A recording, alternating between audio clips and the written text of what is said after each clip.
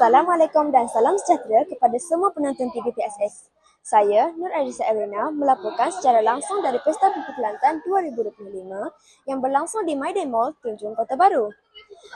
Pesta ini berlangsung dari 24 April hingga 3 Mei 2025, setiap hari dari jam 9 pagi hingga 10 malam.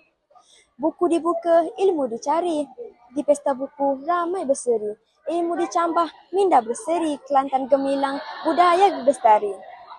Ramai pengunjung yang datang menjadikan suasana di sini sangat meriah. Terdapat pelbagai penerbitan buku, penulis, termasuk sesi temu bual bicara bersama penulis. Buku-buku yang dijual juga diberi diskaun istimewa. Mari kita saksikan.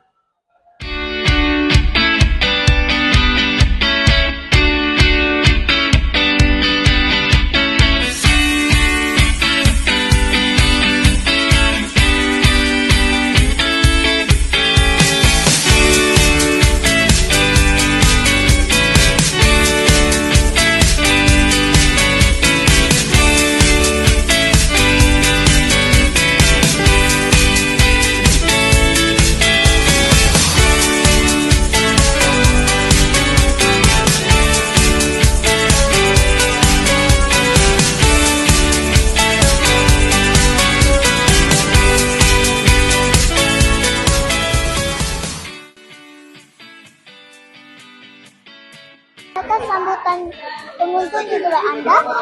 Alhamdulillah, sambutan amat menggalakkan. Banyak buku yang terjual, antaranya buku kanak-kanak dan novel tempatan.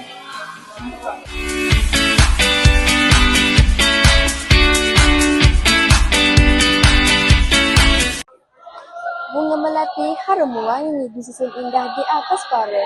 Ilmu dicari sepanjang hari. Pesta Buku, kenangan berharga. Demikianlah laporan saya dari Pesta Buku Kelantan 2025. Kedatangan kami seramai 38 orang murid dan 6 orang guru. Tidak sia-sia dan sangat berbala. Jadi, jangan lepaskan peluang untuk mengunjungi pesta ini sebelum 3 Mei. Saya, Nur Arisa Arena, melaporkan untuk TV PSS Diki Channel. Sekian, terima kasih.